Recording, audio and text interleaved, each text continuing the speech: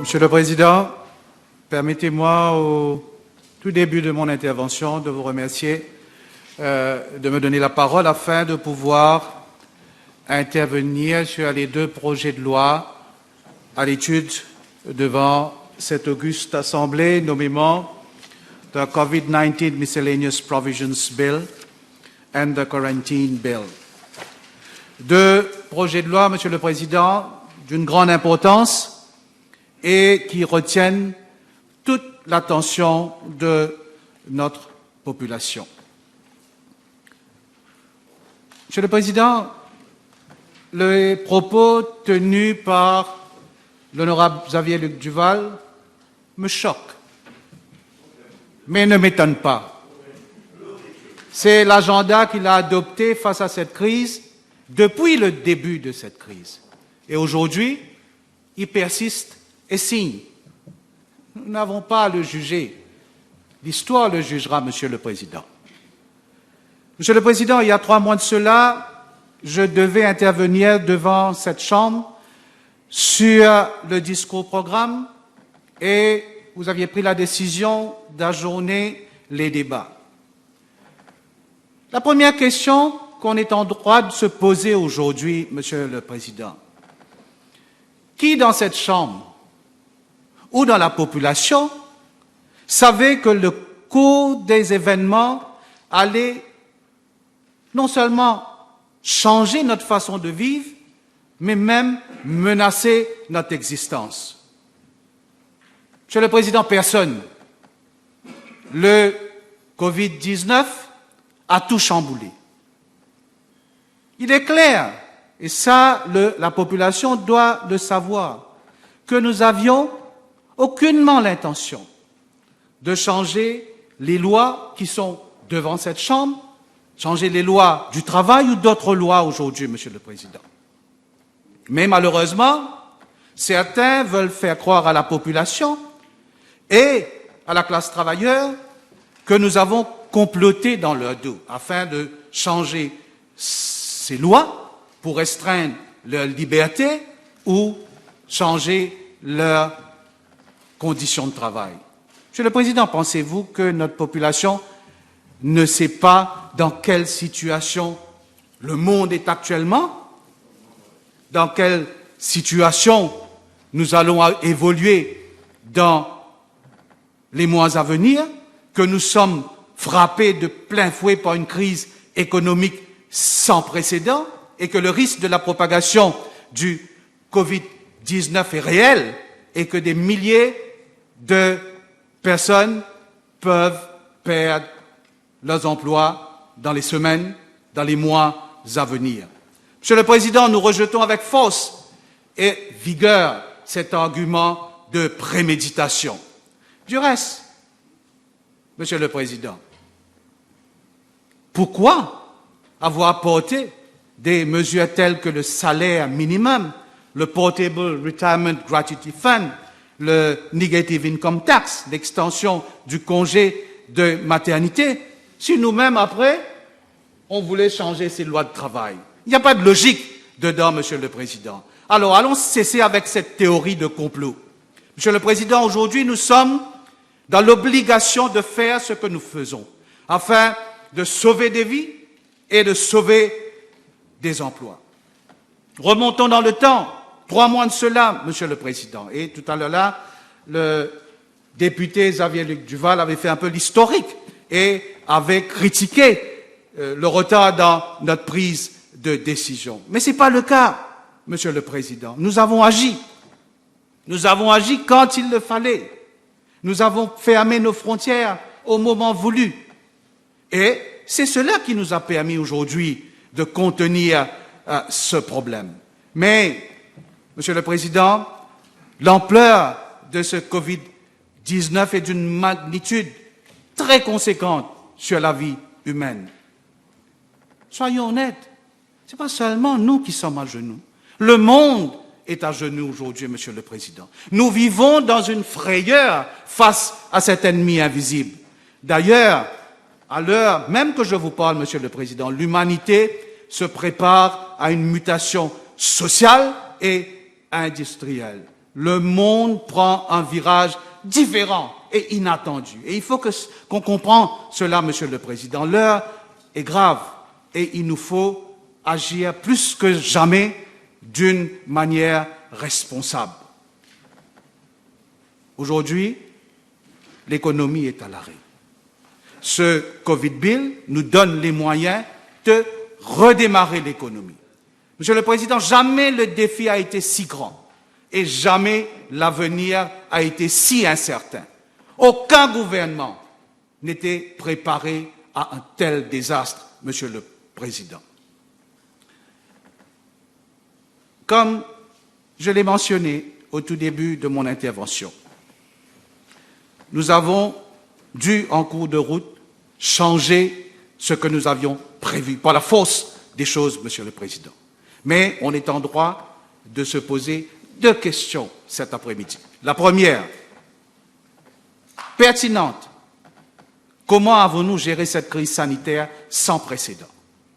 Cette question, la réponse à cette question, Monsieur le Président, est importante, afin que notre population ait, premièrement, confiance dans la compétence et la clairvoyance de nos institutions, et aussi dans le sérieux du gouvernement à empêcher un retour du virus.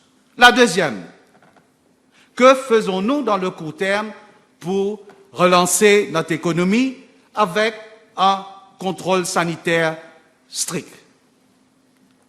À la première question, la réponse est simple. Le 30 janvier, le directeur général de l'Organisation mondiale de la santé déclare l'urgence sanitaire internationale.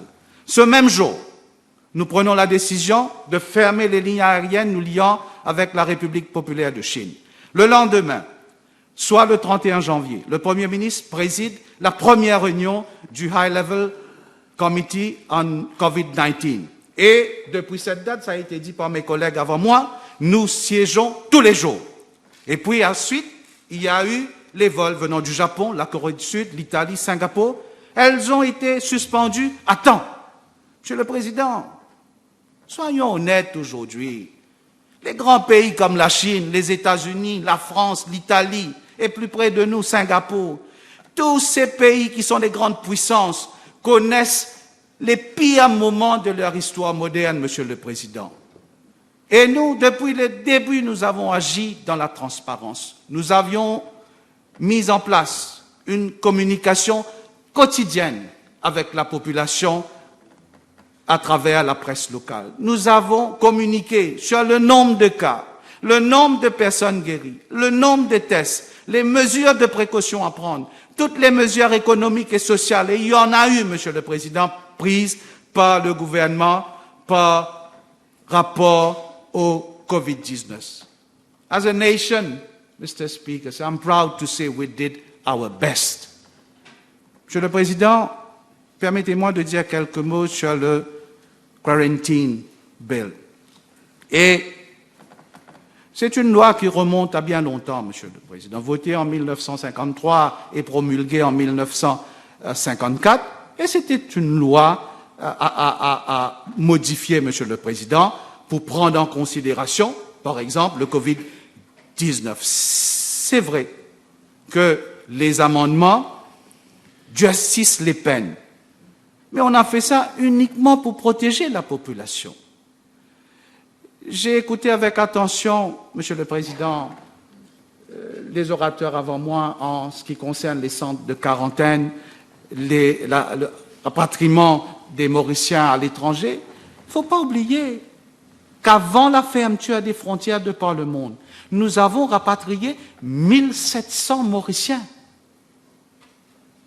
Ils étaient au début logés dans des centres récréatifs, mais par la suite, avec l'aide du secteur hôtelier, on les a logés dans des hôtels. Ils étaient nourris tous les jours, Monsieur le Président. Il faut dire ça. Mais par contre, la plupart se sont bien... Ben c'est vrai. C'est vrai, allez voir ce qui se passe dans d'autres pays avant de faire des commentaires.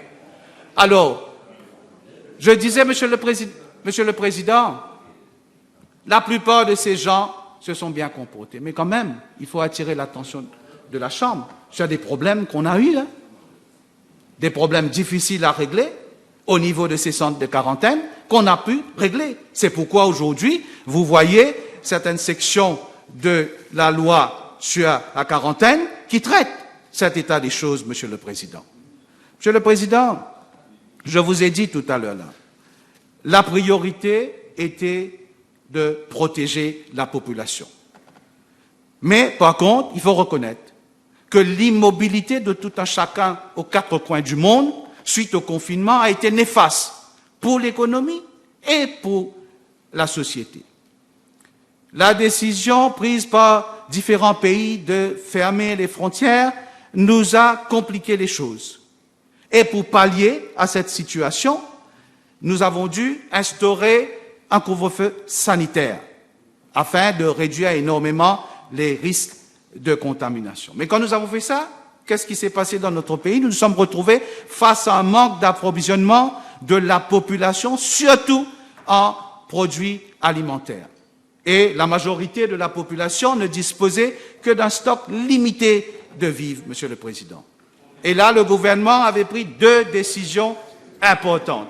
Premièrement, la distribution des vivres aux plus démunis, aux plus vulnérables de notre société, 12 000 familles, Monsieur le Président. Dans l'espace de quelques jours, nous avons une équipe, moi-même, le ministre du Commerce et d'autres ministres, nous avons fait le nécessaire, le ministre de la Sécurité sociale, nous avons fait le nécessaire afin d'acheminer ces vivres vers ces familles. Deuxièmement, l'ouverture des supermarchés pour nourrir toute une population. Et ça a été bien accueilli par la population. C'est vrai qu'au départ, nous avons eu quelques soucis, mais par la suite, tout s'est réglé, Monsieur le Président. Monsieur le Président, le temps passe, je n'aurai pas assez de temps pour faire quelques commentaires, mais je vais aller directement sur... let me say a few words, Mr. Speaker, sir, with regard to work from home. Mr. Speaker, sir, the work from home provision under the proposed new section, that is Section 17A of the Workers' Rights Act in the bill, is not an alien clause, Mr. Speaker, sir. I should here wish to gently refer to Section 17 of the Workers' Rights Act of 2019, which already makes provision for work from home in relation to atypical workers. Now, let us draw a parallel, Mr. Speaker, sir. There have been in the past circulars that have been addressed to ministries and parastatal bodies, inviting them to consider the possibility of integrating a work-from-home system without disrupting their activities. In this piece of legislation, we are giving 48 hours notice. I think this is reasonable, Mr. Speaker, sir. Necessary arrangement will be able to be made for somebody within those 48 hours to work from home. Mr. Speaker, sir,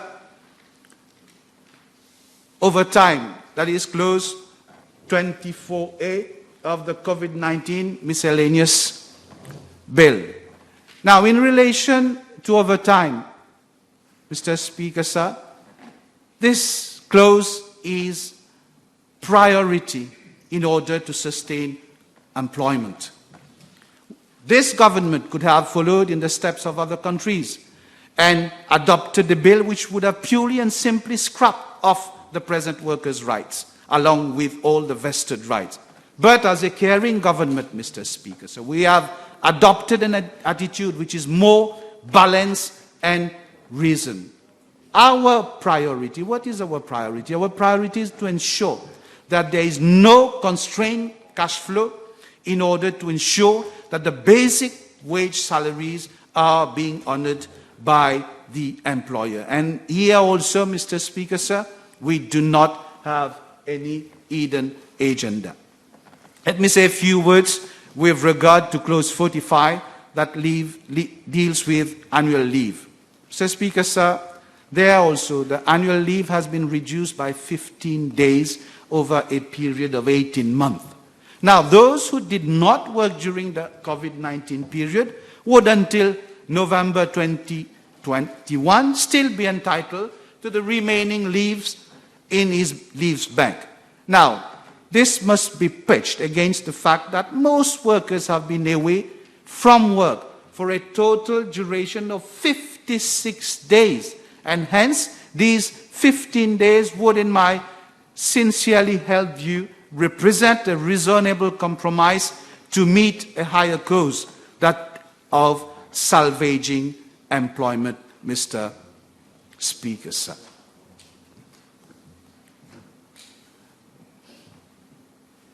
Mr. Speaker, sir, I would like to say briefly a few words with regard to Clause 53 that deals with the Tourism Authority Act. Mr. Speaker, sir, many of our local operators in this sector, particularly the SMEs and individual operators, are fighting for their survival. As I said earlier, Mr. Speaker, sir, we are giving due consideration to all stakeholders in this period of crisis. We are therefore, in this legislation, amending the Tourism Authority Act so that operators don't have the immediate burden to pay for the renewal of their licenses. Moreover, Mr. Speaker, sir, given the prevailing uncertainty regarding the recovery timeframe of the sector, we are introducing some additional measures in the COVID bill to provide support and relief to economic operators during this challenging period. We are also, Mr. Speaker, sir, amending the Environment Protection Act, that is at Clause 16, in order to help operators of the tourism sector. Monsieur le Président, le secteur touristique est un des secteurs les plus importants de notre économie. C'est un des piliers de notre économie qui souffre depuis le début de la découverte du Covid-19. Les chiffres qui ont été avancés par les organisations internationales sont sans précédent. Mr. Speaker, so the UNWTO is forecasting a decline by 60% to 80% in 2020. An expected decline in export revenues from tourism for the world between USD 910 million to USD 1.2 trillion. Loss of some 100 million jobs all over the world, Mr. Speaker, sir. The reopening of the sector would need to be smooth and reassuring, both for our people and visitors. What we should do, Mr. Speaker, says that we should ensure that we are taking all the necessary precautions not to put at risk the life of people working in that sector and also tourists visiting us. It is important that we ensure that health, safety and sanitary measures are implemented when we resume activities in that sector. Monsieur le Président, en tant que ministre du Tourisme, je dois saluer la direction de certaines entreprises et nombreux employés du secteur qui ont revu à la baisse leurs salaires. Et ici, je lance un appel aux autres opérateurs, particulièrement les gros opérateurs, de revoir leur politique de rémunération. Il faut, en cette période d'extrême difficulté, un partage plus équitable. On ne peut demander aux employés au plus bas de la hiérarchie de faire un sacrifice alors que le management perçoit des salaires mirobolants. Cette période difficile demande peut-être à ce qu'on voit notre politique de recrutement des étrangers dans ce secteur. Peut-être il est temps, en cette période difficile, Monsieur le Président, de privilégier les compétences locales nécessaires dans le secteur. Monsieur le Président, on est tous égaux face au danger que représente le Covid-19. Cette image du Parlement aujourd'hui est une image forte. Vous, Monsieur le Président, et nous, les membres de ce Parlement, chacun parmi nous devons faire les mêmes gestes afin de respecter les normes sanitaires. Cette image nous démontre que nous sommes tous égaux devant ce danger. Dans 2 jours, nous connaîtrons une ouverture partielle mais contrôlée dans certains secteurs. Une relance qui qui doit se faire dans la discipline. Sinon, on sera comme d'autres pays qui ont dû se reconfiner. Nous ne voulons pas que cela nous arrive. Au tout début de mon intervention, Monsieur le Président, j'avais posé la question. Avons-nous pu protéger notre population? La réponse est oui. Avons-nous pris les mesures afin de protéger les plus vulnérables de notre société? La réponse est encore oui, Monsieur le Président. Je terminerai mon intervention sur une citation du cardinal Piat, et très appropriée en cette période de grande difficulté. Et je cite, « On ne peut plus chercher une société à haut revenu. Il faut une société à haute solidarité. On ne peut plus chercher une société avec maximum de profit. Il faut une société avec maximum de solidarité. » Monsieur le Président, le temps de cette solidarité est arrivé. Je vous remercie, Monsieur le Président.